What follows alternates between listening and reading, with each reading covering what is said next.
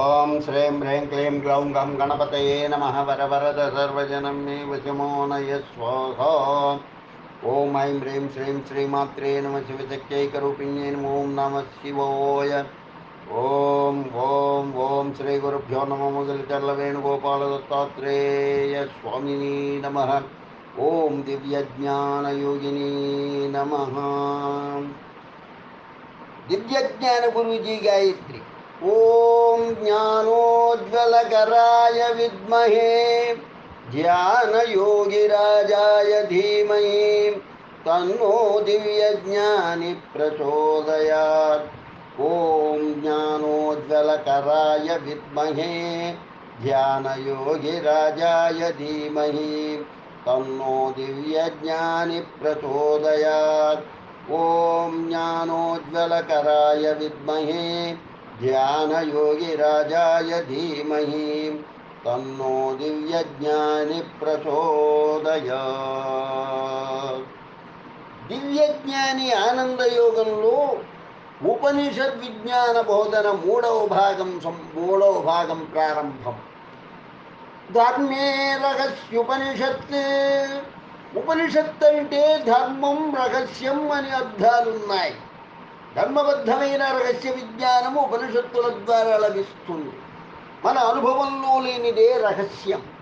మనకు రెండు రహస్యాలు ఉపనిషత్తులు బోధిస్తున్నాయి. ఆత్మ ఒకటి ఉందనేది ఒక రహస్యం, ఆత్మ తప్ప దీనికి భిన్నంగా మరి ఏదీ లేదనేది రెండవ రహస్యం. ఇవి రెండూ మన నిత్యానుభవంలో లేవు. ఉపనిషత్తులు ఉందని చెప్పినా ఆత్మ మనకు ఎక్కడా కనిపించదు. ఆత్మగాక ఏదీ లేదనే ప్రపంచమంతా ప్రత్యక్షంగా కనిపిస్తుంది. కానీ ఉపనిషత్తులు మాత్రం యథార్థ జ్ఞానాన్ని బోధిస్తున్నాయి. మన అనుభవాన్ని ప్రమాణంగా తీసుకోలేదు. దీనికి సహేతుక విచారణ ఒక్కటే మార్గం. పై రహస్యాలు విచారణ వల్ల తెలుస్తాయి. ప్రస్తుతం విచారణ చేసి చూద్దాం. ఆకాశం మొదలుకొని భూమి వరకు ఉన్న ప్రపంచమంతా ఒక పెద్ద జడ పదార్థం. దీనికి తానున్నాననే జ్ఞానం లేకపోతే ఉండడానికి వీలే లేదు. ఏది కానీ ఒకటి ఉండాలంటే ఆ ఉనికికి ఒక సాక్షి కూడా ఉండి తీరాలి. సాక్షి లేని ఉనికి సృష్టిలో అసంభవం. ఉదాహరణకు, సాక్షి లేకుండా ఒక పదార్థం ఉందని చెప్పామంటే కళ్ళు లేకుండానే నాకు నీవు కనబడుతున్నావని చెప్పినట్లు అవుతుంది. కానా పదార్థం ఉందంటే సాక్షి ఉండవలసిందే. ఈ ప్రపంచానికి జ్ఞానమే సాక్షి. అది అచేతనమైన ప్రపంచానికి స్వతసిద్ధంగా లేదు. అందుచేత దాని అస్తిత్వాన్ని కనిపెట్టగల విశేషం ఏదీ లేదు. విశేషం ఏదైనా చూపగలిగితే అవి నామ రూప క్రియలు అనేవి మూడు. అవి కూడా బాగా విమర్శించి చూస్తే సత్చిత్తుల కన్నా వేరుగా, వేరైతే వాటికి అస్తిత్వం లేదు. ప్రకాశత్వం అంతకన్నా లేదు. నామరూపక్రియలనేవి నామ మాత్రమే కానీ వాస్తవానికి అవి సచ్చిత్లే. ఈ సచ్చిత్తులు అనేవి ఆత్మస్వరూపం. ప్రపంచం కూడా వేరుగా లేదు. మనం ప్రపంచం రెండూ వేరు కాకపోతే ఇక ఉన్నది ఒక అఖండమైన ఆత్మతత్వం. సిద్ధాంతపరంగా ఉపనిషత్తులు బోధిస్తుంది సత్యమే, కానీ మన అనుభవమే సరి అయింది కాదు. వాస్తవం ఒక రకంగా ఉంటే మనం మరో విధంగా చూస్తున్నాం. ఉన్నది ఒకే ఆత్మ. దీన్ని మనం నేనని, నీవని, ప్రపంచమని అనేకంగా చూస్తున్నాం. దీన్నే అజ్ఞానం అంటారు. అజ్ఞానం వల్ల సత్యం అసత్యంగా, అసత్యం సత్యంగా కనిపిస్తుంది. దీనికి వేదాంతం రద్దు, సర్వభ్రాంతిగా చెబుతుంది. త్రాడును చూసి పామనుకోవడం మనకు అజ్ఞాన కారణంగా సత్యమైన ఆత్మస్వరూపం కనిపించడం లేదు. దీనికి బదులుగా సత్యమైన ఆత్మ ప్రపంచం రోజు అనుభవానికి వస్తుంది. మనకు అధ్యాత్మ విద్యా సాధన ద్వారా సత్యం అనుభవానికి వస్తుంది. మనకు నిత్య సిద్ధమైన ఆత్మదర్శనం వల్ల క్షేమం, ఆనందం కలుగుతాయి. ఆత్మదర్శనానికి అడ్డంగా వచ్చే అనాత్మ ప్రపంచాన్ని వదులుకోవాలి. మనకున్న ప్రపంచంతో అనుబంధాలన్నీ అజ్ఞానంతో ఏర్పడ్డాయి. ప్రపంచాన్ని వదులుకోవడం అంటే అజ్ఞానం లేకుండా చేసుకోవాలి. అజ్ఞానానికి ప్రధాన కారణం దృష్టి దోషం. భ్రమను తొలగించుకోవాలి. దృష్టి మార్చుకొని సృష్టిని అనుభవించాలి. మనకు ఏకాత్మ భావాన్ని కలిగింపజే స్థాయి ఉపనిషత్తులు. ఉపనిషత్తు బోధలు విచిత్రంగా ఉంటాయి. అభేదం చెప్పవలసినను భేదరూపంగానే బోధిస్తాయి. మనమంతా భేద ప్రపంచంలో ఉన్నాం గనుక మనకు సులభంగా అవగాహన యుగుట కొరకు అభేదాన్ని అర్థం చేసుకోవాలని ఉపనిషత్తుల హితబోధ. మన చిత్తంలోని భేదభావన తొలగిపోయి అభేదభావనకు దారితీస్తుంది. మనకు ప్రధానంగా కలగవలసిన ప్రయోజనం ఆత్మానుభవం. ఉపనిషత్తుల్లో ఎన్నో విషయాలు వర్ణింపబడతాయి. అన్నింటిలో అద్వైత సత్యమే ఉంటుంది.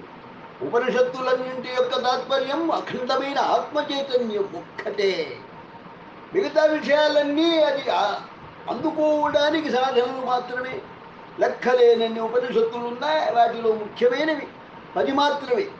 వీటిని దశోపనిషత్తులు అంటారు. అధ్యాత్మ విద్యలో ఇవి ప్రధానమైనవి. ఈశకేన కథ ప్రశ్నముండమాండూక్యతైత్తిరి ఐతరేయ చాందోగ్యం బృహదారణ్యకం దశ. ఈశకేన కథ ప్రశ్న మాండూక్యతైత్తిరి ఐతరేయం చాందోగ్యం బృహదారణ్యకం దశ. ఈశావాస్యోపనిషత్తు, కేనోపనిషత్తు, కఠోపనిషత్తు, ప్రశ్నోపనిషత్తు, ముండకోపనిషత్తు, మాండూక్యోపనిషత్తు, తైత్తరీయోపనిషత్తు, ఐతరేయోపనిషత్తు, చాందోగ్యోపనిషత్తు, బృహదారణ్యకోపనిషత్తు. శ్రీమతాచార్యులు ఈ దశోపనిషత్తులకే భాష్యం రాస్తారు. ప్రస్తుతం సంక్షిప్తంగా ఒక్కొక్క ఉపనిషత్తు యొక్క సారాంశాన్ని పరిశీలిద్దాం. ఈశావాస్యోపనిషత్తు. ఈశావాస్యమిదం సర్వం.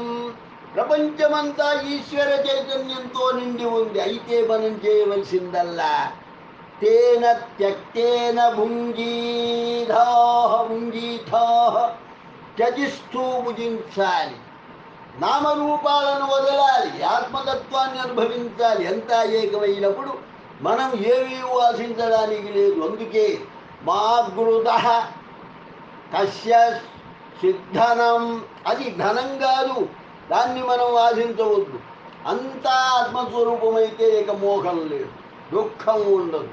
ఈ ఏకత్వ దర్శనం సాధ్యం కాక కొందరు అవిద్యను, కొందరు విద్యను ఉపాసిస్తున్నారు. అవిద్యయా మృత్యుం తీర్త్వా విద్యయామృతమశ్నుతే.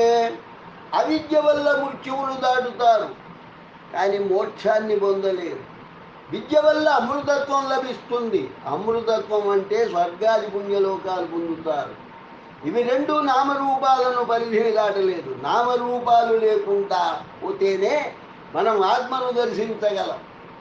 బ్రహ్మతత్వాన్ని తెలుసుకోవడం ద్వారా నామరూపాలు ఉండవు. ఆత్మానందానుభవాన్ని పొందడానికి సులభమవుతుంది. కేనోపనిషత్తు.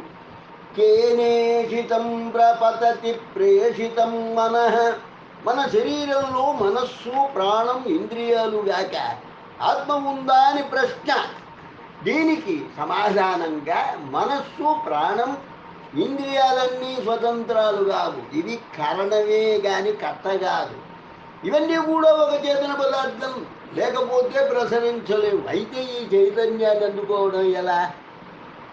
అన్యదేవత విదితాదధో అవిదితాదధి. విదితం కాదు, అవిదితం కాదు అనగా పరిపూర్ణం. జ్ఞానం జ్ఞేయం అనే భేదం లేదు. తెలుసుకున్న వారికి తెలియదని, తెలియదన్న వాడికే తెలుసునని సమాధానం. మన మనసులో కలిగే ప్రతి ఆలోచన దేని వెలుగులో గోచరిస్తుందో ఆ వెలుగే అని గుర్తించాలి. ఇది మన శరీరం లోపల ఎలాగో విశ్వంలో కూడా అలాగే ఉంటుంది. మన జీవితకాలంలో ప్రతి అణువులో వెదకి పట్టుకోవాలి. సకల జగత్సాక్షి అయిన పరమాత్మ వల్ల మనకు జయం లభిస్తుంది. మనమైనా దేవతలైనా ఈ సత్యాన్ని గ్రహించవలసిందే. ఈ సృష్టి అంతా ఒక సంకేతంగా చేసుకుని మన సాధనను కొనసాగించాలి. ఆత్మానందం తప్పక లభిస్తుంది. మూడవది కఠోపనిషత్తు. యముడికి నచికేతుడికి జరిగిన సంవాదం ఇది. శ్రేయశ్చ ప్రేయశ్చ మనుష్యమేతః తౌ సంపరీత్య వివినక్తి ధీర. ఆత్మతత్వాన్ని బోధించడం అంటాడు నచికేతుడు. ప్రత్యేగాత్మను బట్టి పరమాత్మను అర్థం చేసుకోవాలి. మన శరీరం లోపల ఉన్న ఆత్మ, వెలుపల ఉన్న పరమాత్మ రెండు ఒకటే. ముందు అంతరంగ సాధన ద్వారా ఆత్మను దర్శించాలి, తర్వాత బహిరంగ సాధన చేయాలి. ఆత్మానం రథినం విద్ధి శరీరం రథమేవతు. ఆత్మ శరీరం అనే రథంలో ప్రయాణిస్తుంది. అనగా మనస్సును, బుద్ధిని మన వశంలో ఉంచుకొని ఇంద్రియాలను ప్రక్కకు పోనీయకుండా గమ్యం మీద దృష్టి పెట్టి ఒడిదుడుకులు లేకుండా ముందుకు సాగాలి. తప్పకుండా గమ్యం చేరతాం. పురుషతత్వం అన్నిటికన్నా సూక్ష్మమైంది, దీంతో ప్రయాణం ఆగిపోతుంది. కేవలం మనస్సు ద్వారా చైతన్య రూపంగా భావన చేయడం అంతరంగ సాధన. మనం సాధనలో అతి సూక్ష్మమైన విషయాల దగ్గర నుండి వరుసగా మన స్వరూపాన్ని వెతుకుతూ పోవాలి. చివరకు అన్నింటికీ సాక్షిగా ఉన్న శుద్ధ చైతన్యం మనకు లభిస్తుంది. అదే మన లోపల ఉన్న వాస్తవతత్వం. దీనిలో ఈ ప్రపంచం దానికి మూలమైన పరమాత్మ గోచరిస్తుంది. ఆత్మ పరమాత్మలనే భేదం లేకుండా అంతా ఏకమవుతుంది. ప్రత్యేగాత్మను ఆధారంగా చేసుకొని పరమాత్మను పట్టుకోవడం. అణోరణీయాన్మగతో మహీయాన్. అణువు కంటే సూక్ష్మమైనది, మహత్తు కంటే స్థూలమైనది మన లోపల ఉంది. అంతరంగ బహిరంగ సాధనల ద్వారా పరిశుద్ధమైన ఆత్మను చేరుకోవడమే లక్ష్యం. ఆ తర్వాత దాన్నే సర్వతోవ్యాప్తమైన పరమాత్మగా భావన చేయాలి. ఒకే ఒక ఆత్మ చైతన్యం మన శరీరాల్లో ప్రవేశించి జీవుడుగాను, వెలుపల ఈ సమస్త ప్రపంచంగాను ప్రకాశిస్తుంది. ఇంతకు మించి సృష్టిలో మరి ఏ పదార్థం లేదని సారాంశం. 4వది ప్రశ్నోపనిషత్తు. ఇది మొదటి నుండి చివరి దాకా ప్రశ్నలు సమాధానాలతో ఉంటుంది. ఇందులో 6 ప్రశ్నలు ఉన్నాయి. పిప్పిలాదుడనే బ్రహ్మవేత్త వద్దకు 6 ఋషులు వచ్చి 6 ప్రశ్నలు వేస్తారు. యారింటిలో మొదటి 4 ప్రశ్నలు ప్రాణానికి, 5వది ప్రణవానికి సంబంధించినవి. అది దైవికంగా ఏది కాలము, ఆధ్యాత్మికంగా అదే ప్రాణం. ఇదే జ్యేష్ఠం శ్రేష్టం.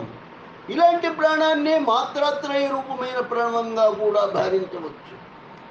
ప్రణవాలు రెండు స్పందగుణాత్మకాలే. ప్రణవానికి నామం అని పేరు. ప్రాణానికి నామానికి మధ్య 14 తత్వాలిమిడి ఉన్నాయి.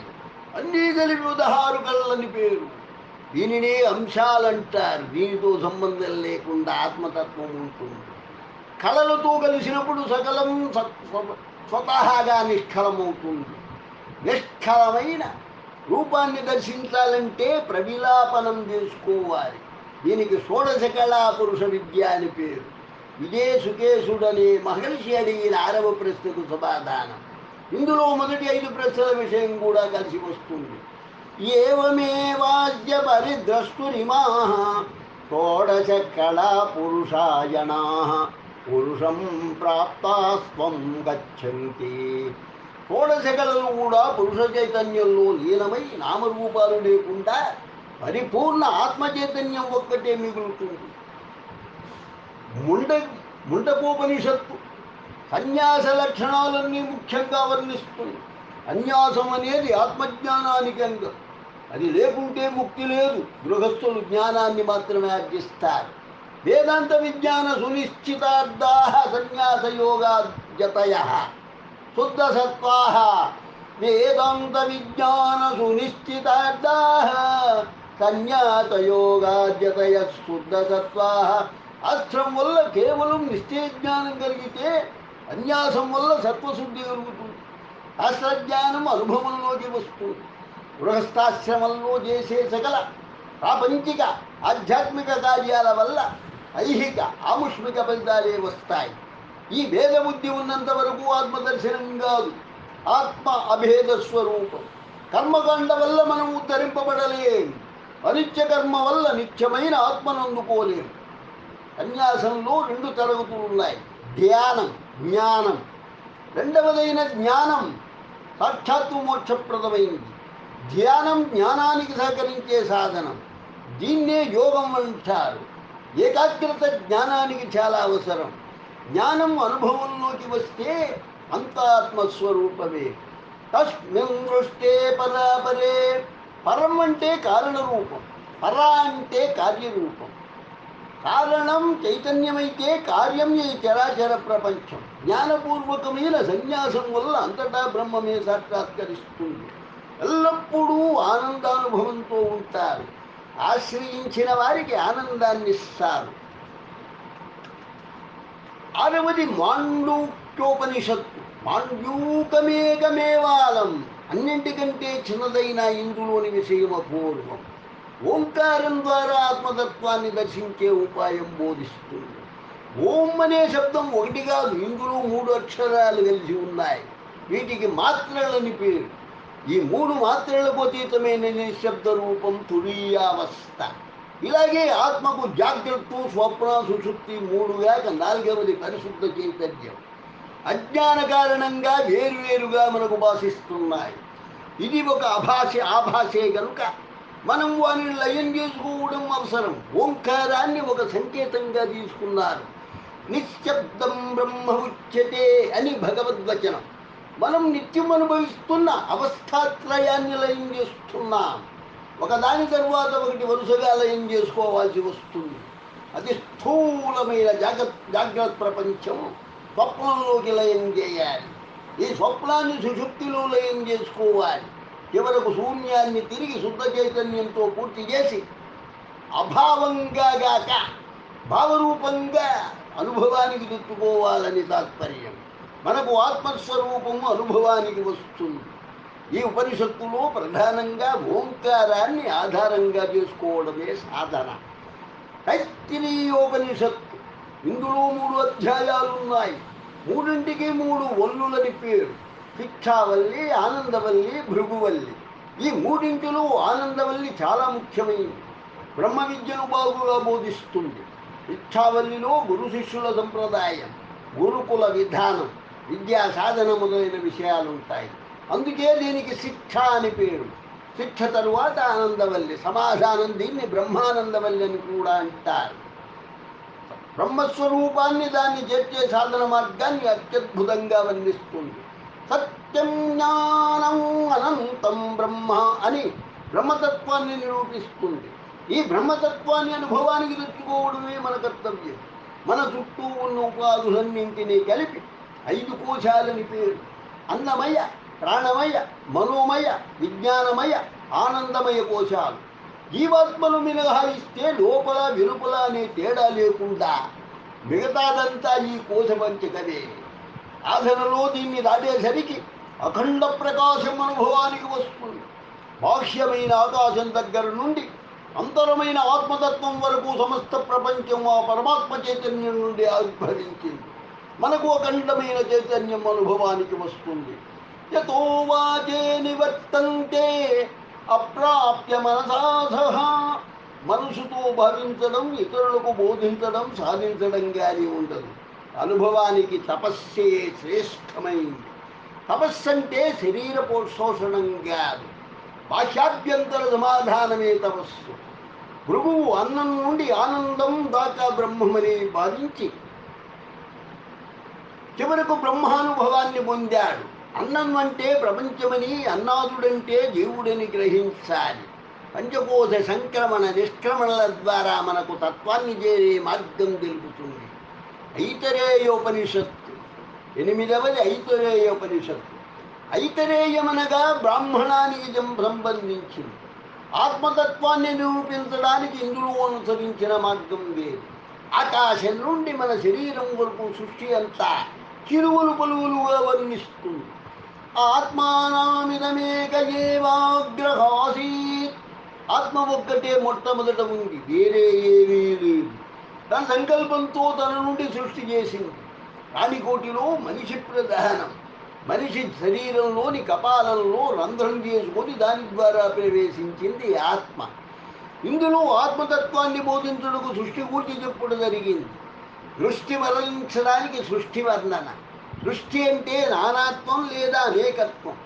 ఏకమైన ఆత్మచైతన్యం నుండి అనేకం ఏర్పడింది. ఆత్మ కంటే భిన్నమైంది వేరేది లేదు. ఉదాహరణగా బంగారం దాని నుండి తయారు చేసిన ఆభరణాల మాదిరి ఏకాత్మతో ప్రారంభించి తిరిగి ఏకత్వంతోనే ముగుస్తుంది. చతుర్ముఖుడైన బ్రహ్మ మొదలుకొని స్థావరాల సృష్టి వరకు అనగా బ్రహ్మాది స్తంభ పర్యంతం ఈ సృష్టి అంతా ప్రజ్ఞాన ప్రతిష్ఠితం. ప్రజ్ఞానం బ్రహ్మ, అంతా బ్రహ్మమే తప్ప వేరే ఏదీ లేదు. ఉపక్రమోపసంహారాలతో ఏది ప్రతిపాదింపబడుతుందో అదే శాస్త్రానికి వివక్షితమైన విషయం. అందువల్ల నానాత్వరూపమైన ప్రపంచ సృష్టి ద్వారా ఏకత్వరూపమైన పరమాత్మను గ్రహించాలని బోధిస్తుంది. పరమాత్మతత్వాన్ని మనకు అర్థం చేయించడమే ప్రధాన ఉద్దేశ్యం. ఛాందోగ్యోపనిషత్తు 9 ఛాందోగ్యోపనిషత్తు. ఛందగోహు అనగా సామవేదం గానం చేసే మహర్షులు వారు ప్రచారం చేయడం వల్ల పేరు వచ్చింది. ఇది గొప్పది. ఇందులో తత్వమసి అనే మహావాక్యం ఉంది. ఇది ఉపదేశ ప్రధానం. దీనినే మనకు సూటిగా చెప్పకుండా అధికారి భేదాన్ని అనుసరించి ముందుగా 2 మార్గాలను సూచిస్తుంది. ఒకటి కర్మ, రెండవది ఉపాసన. ఈ 2 ప్రధానం కాకపోయినా వీటిని ఆధారంగా చేసుకొని సాధన చేయాలి. వేద ప్రతిపాదితములైన కర్మలు 2 రకాలు. కేవలం కర్మలు కొన్ని విద్యాసహితమైనవి, కొన్ని వీటికే ఉపాసనలని పేరు. కర్మలన్నింటికి చిత్తశుద్ధి ప్రయోజనం. ఉపాసన వల్ల చిత్త ఏకాగ్రత కలుగుతుంది. బ్రహ్మజ్ఞాన సాధనకు మాత్రం ఇవి దోహదపడతాయి. మొదటి 5 అధ్యాయాల్లో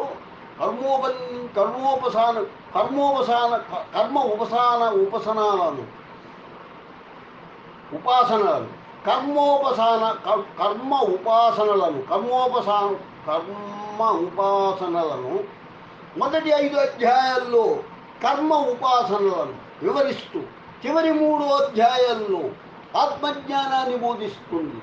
ఉద్దాలకుడనే మహర్షి తన కుమారుడు శ్వేతకేతువుకు చేసిన ఉపదేశమే తత్వమసి. తత్ అంటే అది, త్వం అంటే నీవు, అది అనగా బ్రహ్మం, నీవే బ్రహ్మం అని అర్థం. నీవు అంటే జీవుడు, మనలో ఉన్న జీవుడే బ్రహ్మం. 6వ అధ్యాయం అంతా ఈ మహావాక్య వర్ణనం ఉంది. ఇక 7, 8 అధ్యాయాల్లో మహావాక్యానికి దోహదం చేసే అవాంతర వాక్యార్థాన్ని వర్ణిస్తుంది. 7వ అధ్యాయం సనత్కుమార నారద సంవాదం. ప్రాణం కన్నా సత్యమైంది ఆత్మ, ఇదే సమస్తం వ్యాపించి ఉందని నిర్ణయిస్తారు. చివరిదైన 8వ అధ్యాయంలో ఇంద్ర ప్రజాపతి సంవాదం. సర్వాత్మభావమే జీవుడి స్వరూపమని తెలుపుతారు. మహావాక్యం, అవాంతర వాక్యం అనే 2 ప్రక్రియలతో సాధించాలని బోధిస్తుంది. ఇక 10వది బృహదారణ్యకోపనిషత్తు. దీనికి కాణ్మోపనిషత్తు అని కూడా పేరు. అన్నిటికంటే పరిమాణంలో పెద్దదైనందున దీన్ని బృహదారణ్యకం అన్నారు. ఇందులో 3 కాండలు ఉన్నాయి. మధుకాండ, మునికాండ, ఖలకాండ. మధుకాండను మైత్రేయ బ్రాహ్మణమని, మునికాండను యాజ్ఞవల్క బ్రాహ్మణమని. ఛాందోగ్యోపనిషత్తు ఉపదేశ ప్రధానమైతే ఇది అనుభవ ప్రధానం. మహావాక్యాలలోని అహం బ్రహ్మాస్మి అనే అనుభవ వాక్యం ఇందులోనిదే. అహం అనగా నేను, బ్రహ్మాస్మి అనగా బ్రహ్మన్నే అని అర్థం. నేను బ్రహ్మాన్నే అనే అనుభవానికి వస్తుంది. దీనికే సర్వాత్మభావం అని పేరు. దీనివల్ల దేవతల వల్లనే కాక మృత్యువుల వల్ల కూడా భయం లేదు. అమృతత్వం సిద్ధిస్తుంది. అణువు మొదలుకొని బ్రహ్మాండం వరకు గల ఈ సమస్తాన్ని ఆత్మస్వరూపంగా అనుభవంతో చూడగలిగితే అదే అమృతత్వం. సృష్టిలో కనిపించే సామాన్య విశేషాలన్నింటినీ కలిపి చైతన్యంగా దర్శించాలి. చైతన్యం అనగా ఆత్మస్వరూపమే. పూర్ణమద పూర్ణమిదం పూర్ణాత్ పూర్ణముదచ్యతే పూర్ణస్య పూర్ణమాదాయ పూర్ణమేవావశిష్యతే పూర్ణమేవావశిష్యతే. అధ్యాత్మ విద్యతో మనం అపూర్ణత్వాన్ని లయం చేసుకొని పూర్ణస్వరూపమైన బ్రహ్మంగానే భావన చేస్తూ అనుభవిస్తూ ఉండాలి. ఆత్మను తెలుసుకోవడం విజ్ఞానం, దాన్ని మనలో నిలుపుకోవడం ప్రజ్ఞానం. ఈ ప్రజ్ఞానమే అనుభవం. మనకు అనుభవం కలగాలంటే అజ్ఞానం నశించాలి. అజ్ఞానం తొలగించుకోవడానికి 3 దోషాలు ఉన్నాయి. కామం, క్రోధం, లోభం. ఇవి పోవడానికి మనకు 3 గుణాలు అలవర్చుకోవాలి. దమం, మనోనిగ్రహం, దయ, దానం. మనకున్న అజ్ఞానం తొలగిపోతే జ్ఞానంతో ఆత్మసాక్షాత్కారం సిద్ధిస్తుంది. మనం ఈశావాస్యం నుండి బృహదారణ్యం వరకు గల 10 ఉపనిషత్తులను సంక్షిప్త విచారణలో పరిశీలించాం. ఉపనిషత్తులన్నీ బోధించిన సారాంశం ఒక్కటే: అనాత్మరూపమైన వేద ప్రపంచాన్ని లయం చేసుకుని అంతా ఆత్మస్వరూపంగానే భావిస్తూ అనుభవించడం. మనకు ప్రత్యక్ష అనుమాన ప్రమాణాలు కాకుండా ఉపనిషద్ రూపమైన ఆగమ ప్రమాణమే ప్రధానం. దీనివల్ల మనకు ఆత్మజ్ఞానం కలుగుతుంది. ఆత్మజ్ఞానంతో మన జీవిత లక్ష్యం సిద్ధిస్తుంది. శాశ్వతానందాన్ని అనుభవిస్తాం. అందుకే ఈ ఉపనిషత్ విద్యను బ్రహ్మ విద్య అన్నారు. దీనివల్ల మనకు పరిపూర్ణమైన జ్ఞానం, పరిపూర్ణమైన సౌఖ్యం రెండూ లభిస్తాయి. ఓం జ్ఞానోజ్వలకరాయ విద్మహే జ్ఞానయోగిరాజాయ ధీమహి తన్నో దివ్యజ్ఞాని ప్రచోదయాత్. ఓం జ్ఞానోజ్వలకరాయ విద్మహే జ్ఞానయోగిరాజాయ ధీమహి తన్నో దివ్యజ్ఞాని ప్రచోదయాత్. ఓం జ్ఞానోజ్వలకరాయ విద్మహే ధ్యానయోగిరాజాయ ధీమహి తన్నో దివ్యజ్ఞాని ప్రచోదయాత్. ఓం దివ్యజ్ఞాని యోగినే నమః. అథ దివ్యజ్ఞాని ఆనందయోగంలో ఉపనిషద్ విజ్ఞాన బోధన 3వ భాగం సంపూర్ణమైనది. లోకా సమస్త సుఖినో భవంతు. లోకా సమస్త సుఖినో భవంతు. లోకా సమస్త సుఖినో భవంతు. ఓం శాంతి శాంతి శాంతి. స్వస్తి.